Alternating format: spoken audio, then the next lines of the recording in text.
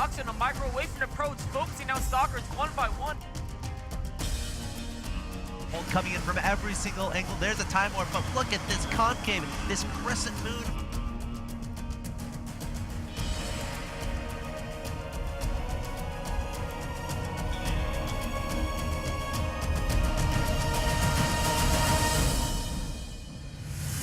The fight. This is what's gonna happen now. The supply goes in Huck's favor. He's just gonna barrel through, take out whatever. So much file here coming forth.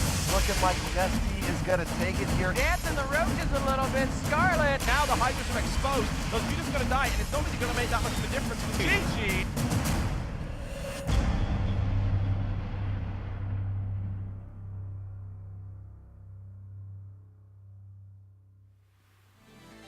Ladies and gentlemen, welcome back from New York City. You're watching live coverage of WCS America, the Challenger League. This is the final day of Season 1. I'm Axeltoss, joined by Axslav. How are you? I'm doing pretty good. It's kind of exciting to see the Challenger League round to a close. Of course, we've already seen 30 players qualify for the Premier League of Season 2. There's 2 more players who will qualify tonight. 2 more. And man, the group is pretty interesting because we've got we've got talent from actually pretty much all over the world. Of course, we've got some American talent, New Zealand talent, and of course Korean talent. Of course, we'll get into a conversation about all that very quickly, but first, let's talk about what happened tomorrow. The 2 players that qualified were Jaedong and, of course, Jim. There's a Reddit thread that said Jim Credible qualified for Premier League Season 2. Jim is so good. I'm really excited to see how he does in Season 2 Premier League, how he stacks up against the top players around the world, honestly. And I mean, I think he's got a very good shot. I mean, Jaedong, of course, is a very well-respected Zerg player. He got second in DreamHack. And honestly, Jim just dismantled him. It looked like Jim didn't have a problem at all dealing with Jaedong. Both those games, So smooth. as soon as it was even, and then the engagement occurs, and Jim's micro is just perfect. And he barely loses anything. Yeah. And honestly, both those games, he barely lost any units in those engagements. Just the force fields and it's actually amazing to watch him play. It's almost even more impressive than watching Party Force Field, to be honest. Yeah, it was a great display of skill, and I think I was reading a statistic somewhere. For Chinese players, 4 for 4, as far as qualifying for Premier League. XY, Max said, Jim, and who? Top. Of course, how can I forget Top?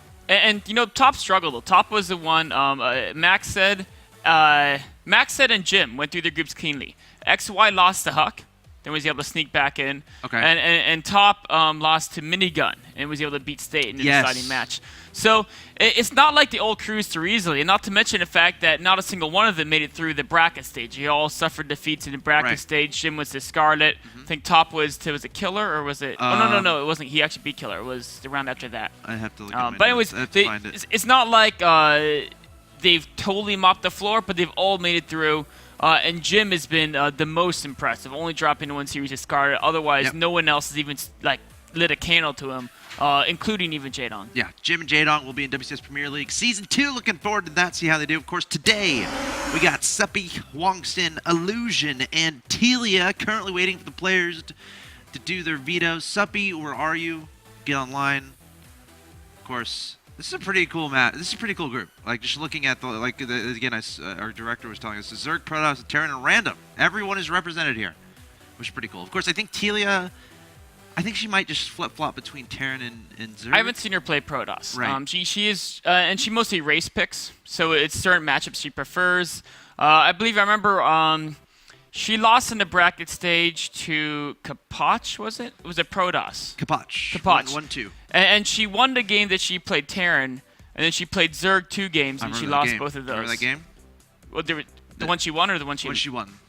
I remember one of the ones she Planet lost. S. Wasn't it the big bunker container? Yes, I remember that. Was cool. It was something like 12 bunkers with like 7 siege tanks behind it. 3 or 4 missile turrets. Yeah, and Kapach was sitting near his base. He's like, how do I get through this? That's the thing. Why defend your side of the map when you can just build all your things outside of your opponents? Yeah. And then the whole map is yours, and they can't go past 2 bases. Exactly. It's a brilliant idea. You know what?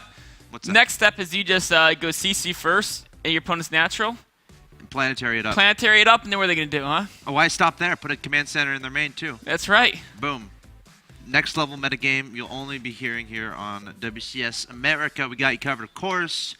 Talk about the matches a little bit more in depth here. Suppy versus HwangSin is going to be starting us off today. A little bit about these two players. Suppy, of course, that Evil Geniuses Zerg players kind of came out of nowhere. I remember the day he joined Evil Geniuses. One of the surprise stories. Something you might compare to like Xenocider joining Evil Geniuses as far as, okay, sure, you know, we got a great up-and-comer, but not a lot of people necessarily predicting that it would happen. And then in the year following his joining of Evil Geniuses, he has been shining bright like a diamond. Yes, he's one of those guys who every tournament he goes into, a lot of times people count him out, and then he does surprisingly well. I mean, I think the biggest success he's had, I would say, he's had a couple of them, was in the Blizzard World Finals of 2012, where he made it through his group, and then he even won the first round in the playoffs, and in his second round in the playoffs, he was up against Parting. And he went up 2-0 against Parting. 2-0. He's one win away from advancing to the next round, guaranteeing himself like $10,000 something minimum. Crazy It would have been top 4. Yeah, insane. Easy. Yeah. And then he loses 3 in a row. Of course, it was best of 3 to 1, best of 5. Parting goes on to win the whole thing. Yeah, exactly. $100,000 or something crazy like that, and of course regarded as one of the best Protosses to play the game at the time. Probably still considered up there right now. So top 3. Yeah, probably. Easily. It's a really cool story there from Suppy. And another interesting part is how he actually got into that tournament. Ostoji was actually slotted ahead of him, but then Ostoji had conflicts, I think, with finals or school or something, and Suppy actually took a spot and then was able to make that happen. So that was a really cool run there from Suppy. And then another thing that a lot of people, don't necessarily know about Suppy is that he's in college right now. Right? Yes, he's at UC Berkeley, one of the best schools in the United States, without a doubt, and of course performs well there, and he plays for the CSL team. That's right. He's their ace, and that was one of his accomplishments. He led that CSL team. They actually won the most recent CSL tournament, and he was one of the key figures there. Won his both regular matchup, and then he played him in ace again. And we won that one as well. So definitely, kind of a figurehead of college esports and also professional esports at the same time, which is very rare for an individual. There's a couple other players like that. Hello Kitty. Plays for CSL. Polta is in college. I don't think he doesn't play for CSL team. No, I think like there's like rules where you can't have been on you can't have been in a team house environment or something like that. There's specific rules as far as whether or not you can participate in the CSL. But yeah, no, Suppy's one of those guys that's really fun to watch because you can kind of relate a lot to him as far as, I feel like most people watching StarCraft 2 might be in college, might be trying to make it as a StarCraft 2 player, and Suppy's a good example that it's certainly possible. It's certainly possible to balance, both education and StarCraft 2 at a very high level. So Suppy also made it to the round of 16 of WCS America. Yes. Premier League Season 1. He barely lost. Barely lost. He was here in New York City, and he beat Revival. He beat Revival in the first match they played 2-1. Revival went on to get second in the entire tournament. Of course, traveling all the way to Korea. And you only had that chance because it came down to that deciding match. Of course, the way the groups work, Suppy beat him the first time, but ended up they were both in that final match. Because Suppy went on to lose to Hero. Yes. And then Revival ended up winning the deciding match. And Suppy, it was back in the Challenger division. That's why we see him in his group here today. Of course, the first match we saw is he's going to be going up against HwangSin. Yes. And HwangSin's a guy who, of course, he plays for Quantech now, I believe. But he's a pro gamer from Korea. And one thing that is very notable about him, he played in 2012, I think he attended almost every MLG. And the vast majority of the ones he attended, he was making like top 6, top 8. He was performing better than almost anyone else. Because these are tournaments where there's literally, out of the Code S lineup, we had about 20 Code S Koreans at almost every single MLG last year as far as the championship circuit events. And HwangSin was taking out 1 or 2 of them and then getting that top 6, top 8 spot, which is insanely impressive. But then in the last tournament 2012 and, of course, in 2013, he hasn't showed that same level of success yet. So can he kind of refine that success he found when it was it's Gosu? Or is that something that is going to be just in the back of his memory? And yeah, I mean the story of HwangSin is actually really fascinating. One of those players that actually was one of the first Koreans to leave Korea and come over to the States and join a non-Korean team. Of course, at the time in the form of It's Gosu, and he's also a guy who actively posts on Team Liquid. Not necessarily actively, but he'll go there time to time. He'll type some stuff. And there's actually a little bit of controversy or a little bit of newsworthy actions happening as far as HwangSin was doing a lot. Like, he was kind of known for his 2-base play. He still kind of is, and a lot of people were giving him a hard time about that, which is kind of silly. But HwangSin actually went on and replied on Team Liquid, and he's like, writing a good paragraph or two in English, right? This is HwangSin from Korea coming over and jumping into the non-Korean scene, joining its Gosu, and then participating actively on, the core forum base in the Western scene. And, he's actually typing out to the people who are criticizing him, and he's saying, like, hey, guys, I'm sorry you feel that way. And you can really putting a lot of thought and putting a lot of his heart into actually posting on Team Liquid and trying to defend the way he plays, which you shouldn't have to do because... No, I mean, players should play to win. Yeah, exactly. Whatever gives you the most chances of success. That blew my mind, yeah. But it's super, super cool to see him, really Very reaching involved out in the community and really working on English too. Like, if HwangSin's a guy, one of those Koreans at an event, if you go try to talk to him in English, you will be able to have a conversation with him. He will be able to, communicate with you. So if you guys are going to MLG Anaheim next week, take advantage of that. I think HwangSin is going to be there, if I'm not mistaken. I'm not 100% sure. He's on Quantic right now. I like to call it the zombie Quantic because it's back from the dead. I mean, he used to be on It's Gosu when It's Gosu merged with I think Fornot and then the old Quantic group. So still a part of that core group of people. But it looks like our players are finally in the lobby. Suppy, thank you for showing up. You're awesome. And it looks like they're ready. It's going to be Suppy versus HwangSin. Game number 1 is going to be on Whirlwind, a Protoss versus Zerg. And again, these are the two. I mean, every single player has a story, right? Every single player has something that they're kind of known for, and, and they've made their mark in the community. Both these guys, no shortages of storylines here, of course. Oh, excuse me. Suppy, interestingly enough, if you look at the players he's played in WCS America, it's actually a little bit crazy. Here, listen to these names: Heart, Ryung, Revival, Hero, Revival. That's insane. In round 30, and the fact is, he won 3 of those 5 series you just mentioned. Yep. Or no, it's not 4 of the 5. 3. Or 3 of the 5. Yeah, he lost to Hero and Revival to be knocked out around 16. Yes. He beat Heart, Ryung, Revival. Yep. Then he lost to Hero, then he lost to Revival. 3 in a row, and then lost 2. And then he lost to Puck in the Challenger League bracket stage. Puck, really well played there. We'll see what happens here. Of course, Suppy is going to try to be another interesting stat. Among all the players who were in the round of 16 of WCS America Premier League Season 1, all of them have advanced back into Premier League except Sen, who is now in Challenger League, and Suppy. But we're going to see what happens here today. We'll have to see if Suppy can qualify for Premier League. A lot of people cheering him on. Of course, he is your Red Zerg player in the top left-hand location. Team Evil Geniuses. His opponent in the bottom left of Whirlwind. Your Blue Protoss player representing Team Quantic. He is HwangSin. HwangSin actually qualified for WCS America Challenger League through the qualifier. Then he lost 0-2 to Go Caesar, so he has yet to win a set yet in WCS America. But who knows, maybe he can turn things around here and get into Premier. There you see his stats. He's definitely a player who I think is going to be one of the contenders to get through this group. This is one of the most interesting groups as far as yesterday's group. Jim and Jaedong were the obvious favorites to get through. Right. Now, Drunken Boy gave Jaedong a big scare winning that game 2 and almost taking Jaedong out. But in general, going into it, you're like, okay, Jim and Jaedong are the favorites to get through this group. This group, I don't think there is as clear favorites. Now, Suppy might be the favorite just for how well he played in WCS America Premier League last season. You mentioned taking out Ryung, taking out Heart, taking out Revival in the first set. And then, of course, his 2012 Blizzard World Finals run. But you're talking about Illusion and HwangSin are both very, very, very good as well. Very even group. And Tilia is kind of one of those players you don't know what to expect from her yet because we haven't seen too much out of her. Yeah, we haven't seen a lot of her play. I mean, who knows? Maybe she has... Like, again, anything can happen. We talked so much about that. I forgot what player we used as an example, but one little thing, one little score happened that took everyone off guard. I think it was Alive, maybe. Where he barely beats someone, and then he makes it all the way to Korea. Alive versus Killer. Yes, I think that was it. In round so actually, it was twice for Alive. Yeah. He barely made it through the round of 32, taking out Killer in the final set. And then in round of 16, he barely made it out as well, taking out Pult. Yeah. Of course, he lost to Young, but he was able to win against Pult to make it through. It's whoever is having a good day is the thing. And who knows, maybe this is Telia's day. That could very well happen. So a lot on the line here, guys, in the final day of WCS America Season 1.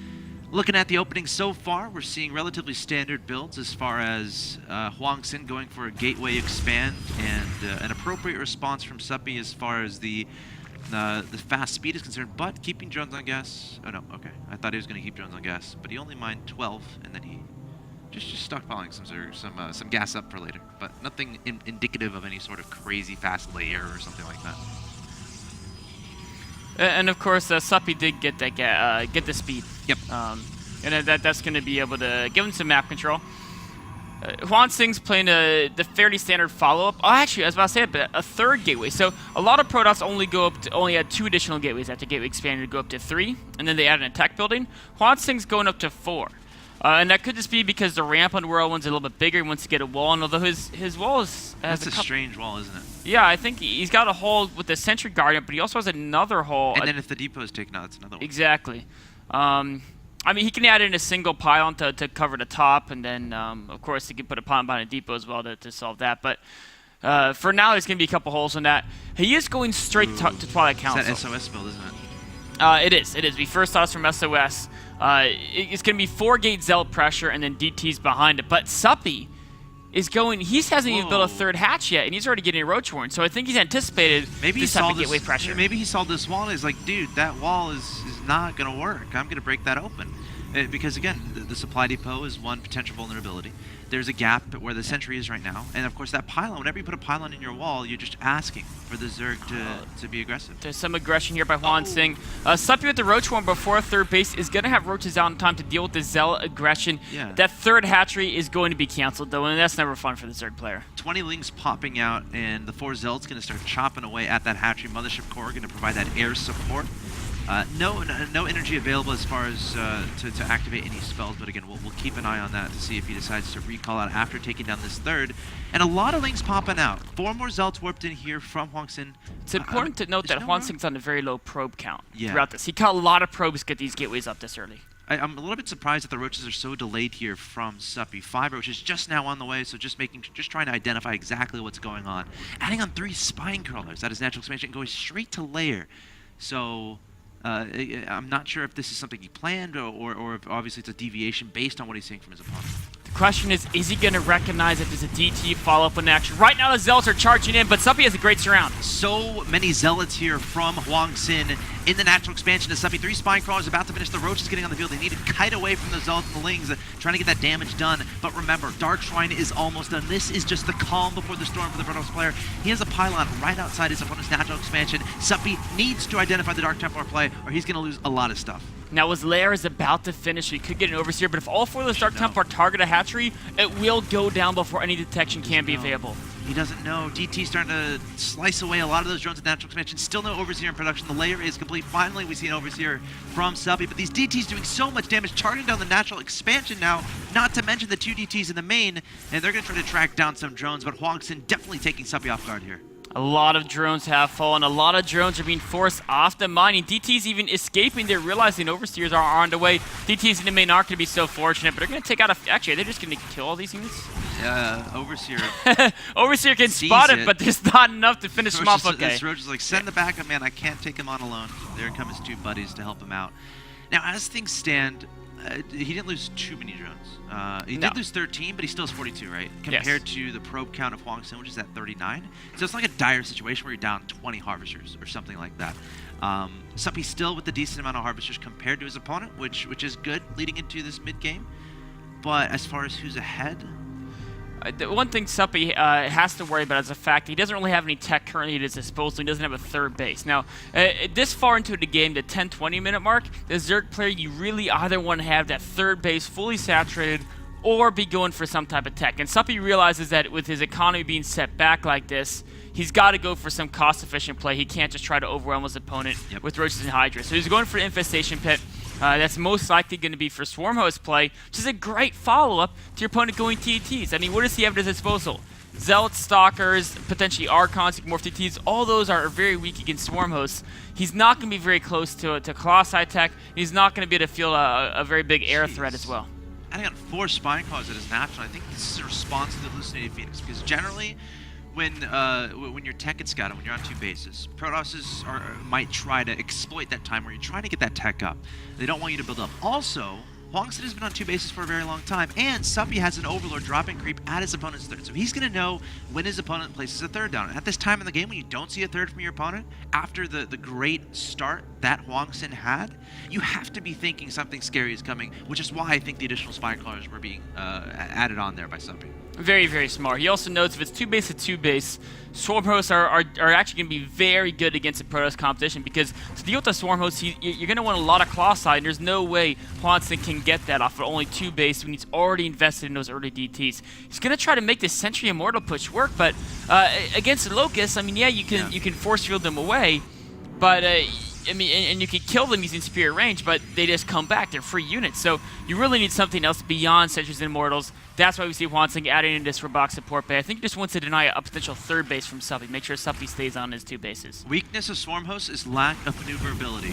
HwangSin going for a War Prism and going into his opponent's main base, dropping 4 Zealots here, but Suppy still has some Roaches and Links from earlier. He's going to be able to deal with that. Great heads-up move there from Suppy. Swarm Host kind of overextending here. You don't want to lose any Swarm Hosts. They're so important, especially when the Zerg is restricted to 2 bases. Every single one of those Swarm Hosts is ridiculously important.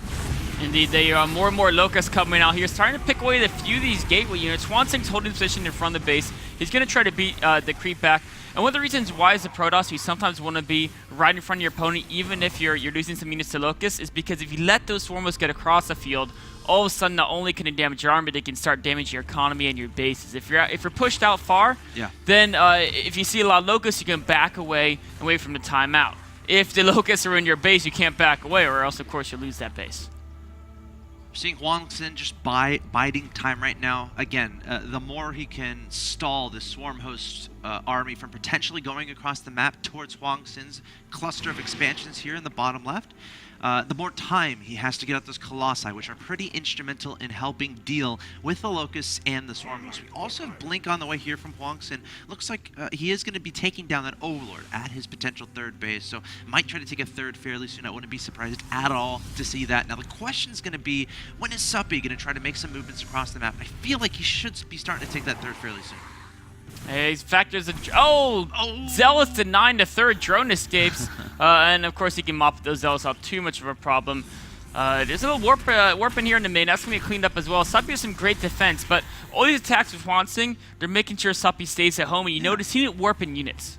HwangSin knows he's only on 2 bases. He can't afford to just like warp in Zealots and just to keep Suppy busy. But what he can do is he can unload Zealots, and then he can just escape as soon as he sees that Suppy has appropriate amount of defense. And just the threat of the War Prism in the main, you know, if you talk about player versus player, like maybe Suppy is taking an extra action to go deal with that. Maybe you're you know, there's a sense of trying to freak Suppy out a little bit. Also, if your opponent if Suppy is pulling units back into the main, guess what? Zealots the third are potentially going to be very effective because your opponent's maneuverable ground army is dealing with War Prism harassment in the main. So great heads-up move there from HwangSin, just trying to spread Suppy out a little bit, really test his multitasking. Suppy's definitely afraid to push out too much. In fact, the Locusts are out of position. No, the Swarmos are exposed. He sees it. The Observer sees it. Suppy has to back up. A pretty big blunder there, not identifying where his opponent's Protoss army is coming from. Going to the top of the ramp, though. Going to send those Locusts back down. Has the Spine Crawler still on the high ground. Locusts need to go down the ramp. That happens a lot. I'm actually surprised HwangSin doesn't force foot off their ramp and take out. They actually already did take out a third with Zealots, in fact. So Suppy's only on 2 bases. The force fields are really preventing Locusts from getting at the army, and the Colossi with their range are starting to pick away at the Swarm Host. Yeah, Colossus target firing down the Swarm Host. Great control here from HwangSin so far in this game. He's up 146 to 94 supply. Some Corruptors coming forward, trying to get that damage to the Corruptors done to the Colossi, I should say. But the Stalker's going to start target firing down those Corruptors to get rid of those. And Suppy back restricted to 2 bases. Meanwhile, HwangSin taking the third there at the bottom of the map. It's already finished, and his economy is about to be fantastic. I'm trying to think of what the options are of Suppy from here. It's looking very dire for him indeed. It's definitely looking not so good. Oh, more Swarm Hosts running out. In fact, the whole Swarm Host army uplifted and ran towards the Protoss, and that's not going to work. There's the GG, and HwangSin takes victory in game number 1 of this best of 3. And that all started with the opening from HwangSin. That's fairly obvious. Going for that forward gate aggression, really quick follow-up into DT play, a strategy kind of coined by SOS, and working very well. Of course, what's instrumental about that is hiding your intentions. A big part of that is not taking your gases at your natural expansion. Generally, a Zerg player, that's what they're going to be looking at. Because if there's gases at your natural expansion, they're like, okay, you're going to be taking up, you're probably going for DT. You know, that's one of the things you consider. But with the DT Shrine being much cheaper than it was in Wings of Liberty, it's doable to get that Dark Shrine off of only 2 gases. And of course, hiding that tech is very important as well. And after all that damage was done, I like the idea from Suppy to try to switch it up a little bit, try to go for those expensive units, but HwangSin just playing too well to let that happen. Really use mobility, the Warp Prisms and the Zealot Warpins. Just keep Suppy confined on 2 bases until he could build up a couple Colossi. And once he had this, he just pushed in for the kill. Really cool play there from HwangSin. He's going to take a 1-0 lead in this best of 3. Guys, stay tuned. Game 2 between Suppy and HwangSin coming up.